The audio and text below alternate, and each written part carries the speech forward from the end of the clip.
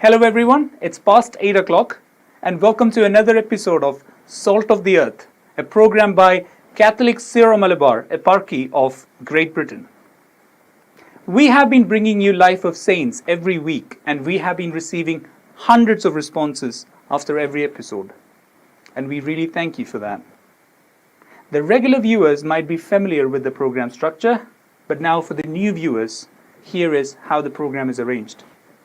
Please listen to the life of the saint carefully, take notes, and embrace it. Towards the end of the show, we ask you 5 questions. The first correct respondent will receive the prize. The format to send the answers is now on the screen. The number to send your answer is also on the screen. Please use the format question 1 to 5. Question 1, 2, 3, 4, 5. Your full name and the name of your mission. Now, let's look at last week's questions and answers.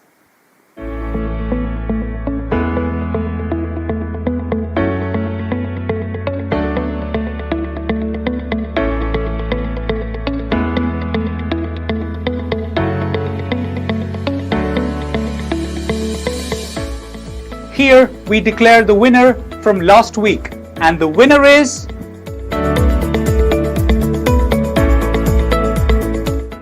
Hello everyone, I am Matthew Frank from St Mary's Mission, Hamilton.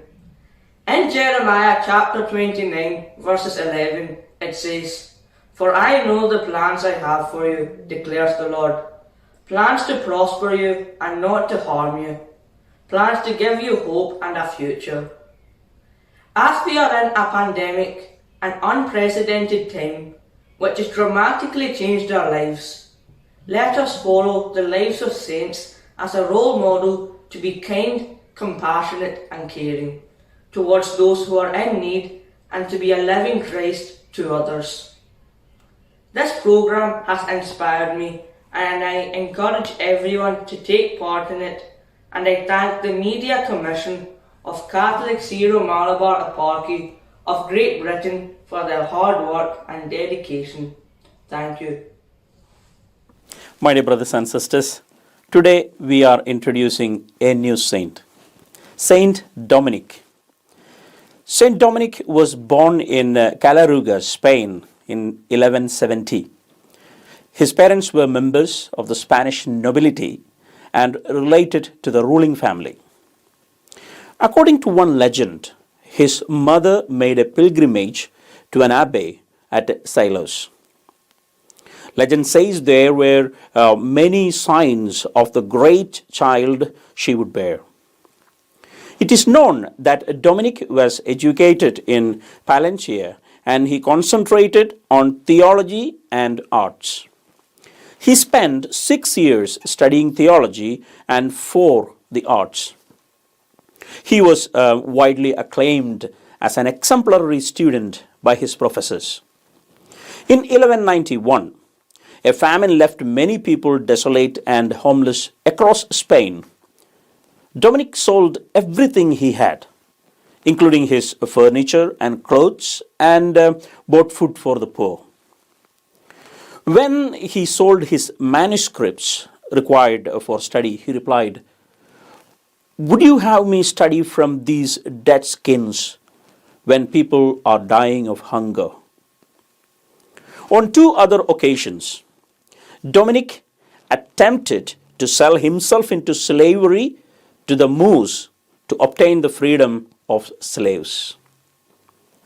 In 1994, Dominic joined a Benedictine order. He became the superior or prior of the chapter in 1201. Dominic joined his bishop on a trip to Rome, where they arrived in late 1204.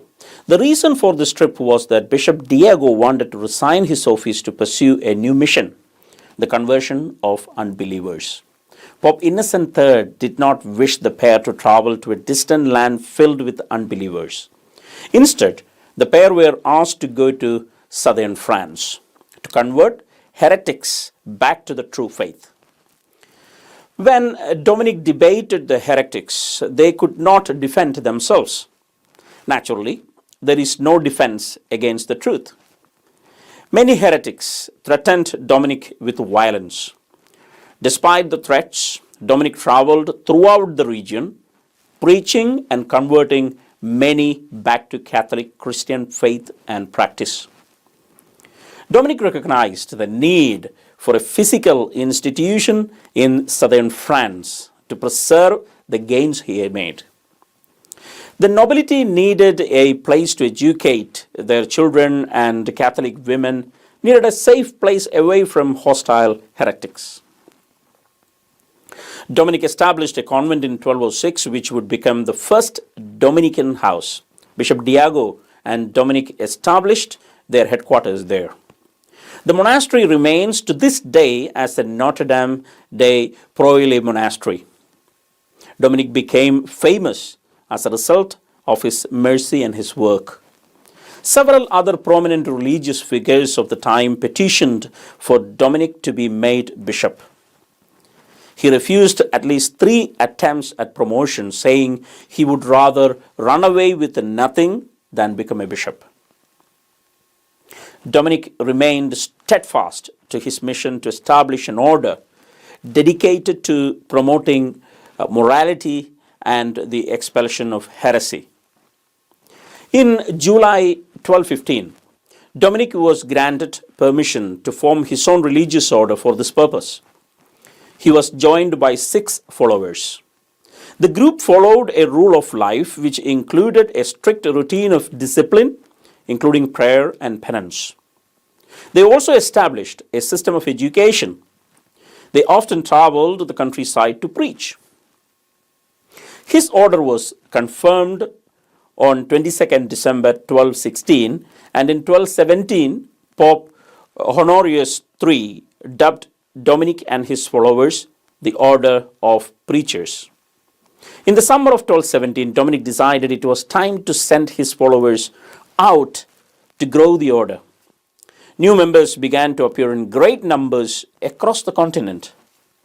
After sending out his followers, Dominic headed to Rome to meet with the Pope and seek support for his mission. Shortly afterwards, Pope Honorius III elevated Dominic to the rank of Master of the Sacred Palace. The position has been occupied by Dominican preachers since Dominic himself in 1218. Pope Honorius III issued a bull, a papal decree asking all clergy across Europe to support the order of preachers. He then asked Dominic to assist with a new mission. He gave Dominic an old church, San Sisto, which required renovation. Once complete, the Pope rewarded Dominic with a new church, the Basilica of Santa Sabina. The Basilica remains the headquarters of the Dominican order to this day. Following these successes, Dominic began a period of travel that would continue for the rest of his life. His followers managed to establish several new houses which were growing rapidly. Dominic refused to sleep on a bed. When he reached the edge of a town, he removed his sandals and walked barefoot, regardless of the path. He constantly prayed or issued instruction as he walked, and whenever he faced discomfort, he praised God. His only possessions were a small bundle and a staff. In his bundle, he kept a copy of the Gospel of Matthew and the epistles of St. Paul, which he would read over and over again. He always drew great crowds whenever or wherever he went. The spread of the Rosary, a Marian devotion, is attributed to the preaching of Dominic. For centuries, the Rosary has been at the heart of the Dominican order.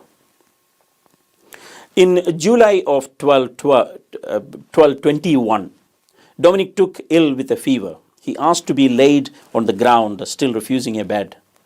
After several weeks of illness, he made a last confession and a will, then passed away on 6th of August. He died in the presence of his brother, and Dominic was just 50.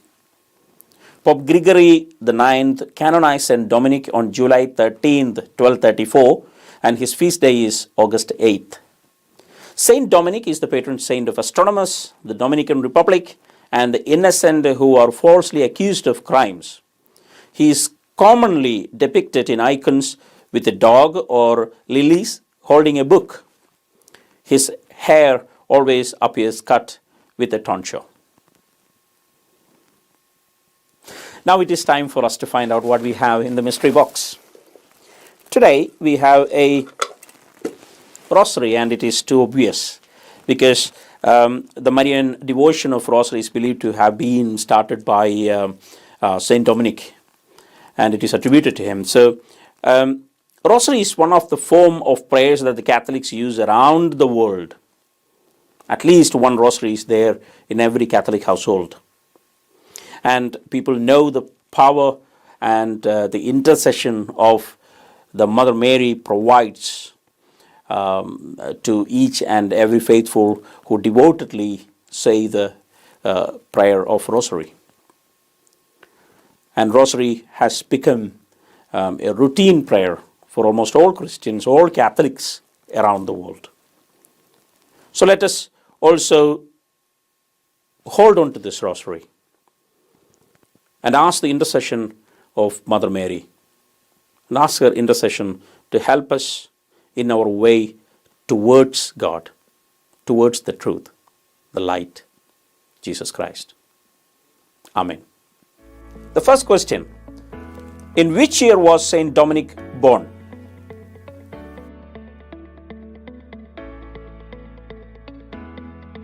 The second question: in which year did Saint Dominic join Benedictine order?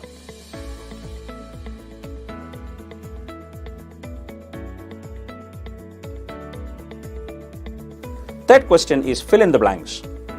Saint Dominic kept a copy of the Gospel of Dash and the epistles of Saint Paul, which he would read over and over again.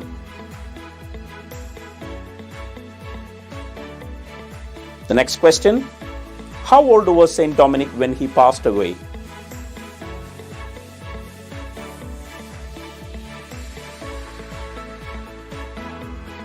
The last and final question: when is the feast day of Saint Dominic?